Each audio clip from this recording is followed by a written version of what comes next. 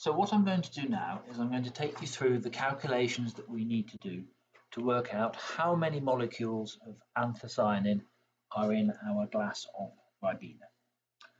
So if you'll recall, the Beer-Lambert law is A, which is absorption, equals epsilon, which is the extinction coefficient, times the concentration C, times the path length L. And this can be rearranged to give us C concentration equals absorption A divided by epsilon. So to put an epsilon in, I want to insert a symbol, then find it in here. There it is. Insert, close, times the path length L. And L is italic, so if I select that L up here, go home in the italic, it will turn it into italic. So there we go. I'm just going to move that into the next cell by copying and pasting. And this one I'm going to type Beer.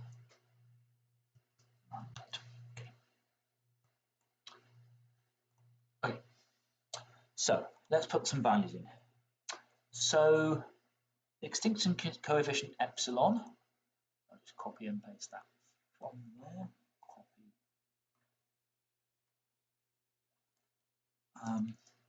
That has units of moles per dm3 per centimetre. Put some superscripts in.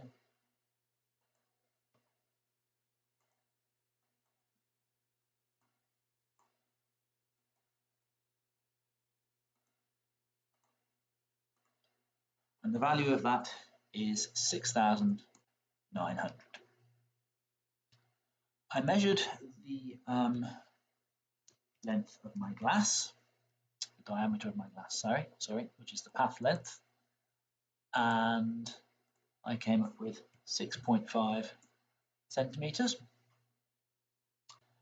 And for the absorption doesn't have a unit, and I'm going to use the values in this row here because I'm just going to highlight that to make it stand out.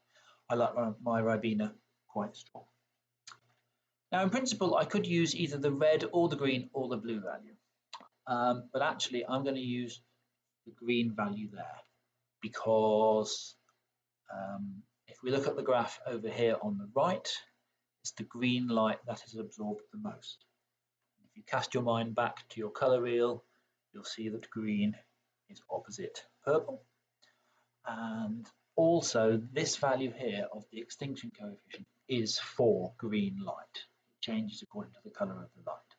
So for my value of absorption, I'm going to use that value in that cell there in G9.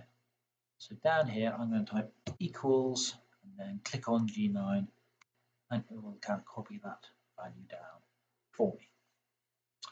So what I can do now is I can calculate the concentration, and that has units of moles per dm3. Superscript those again.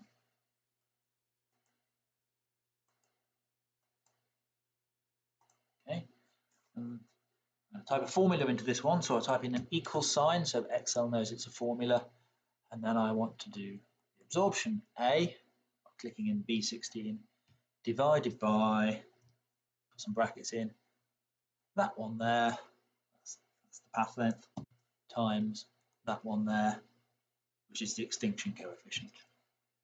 Close the brackets, hit enter, and it calculates the concentration of anthocyanin molecules in my glass for me.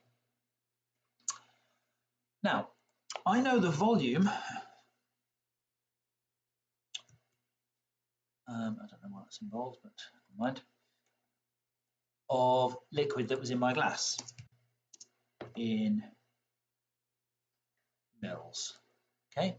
Because I put in 200 of water, and then I put in 6 times 2.5 mil teaspoons of Ribena. That should be a plus, sorry, there we are. So my volume was 215 mils, which in terms of DM3s,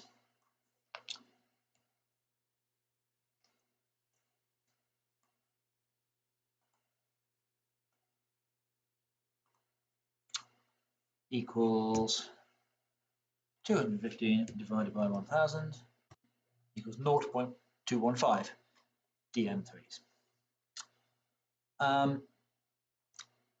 And so now I know the concentration in moles per DM3 and I know the volume, I can work out the number of moles, which is simply equals concentration times the volume. So I have that many moles of anthocyanins in my glass of Ribena. Avogadro's number is 6.02 times 10 to the 23. And this is how you do exponentials in Excel. So if I'll type that in again, I typed in 6.02 capital E 23, and that capital E means times 10 to the 23. And the unit of Avogadro's number is moles to the -1.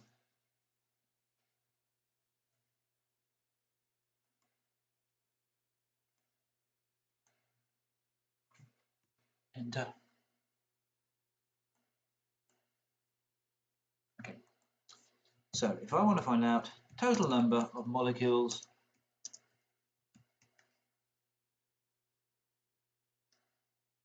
then I simply need to multiply the number of moles that I have times Avogadro's number, and that's my answer.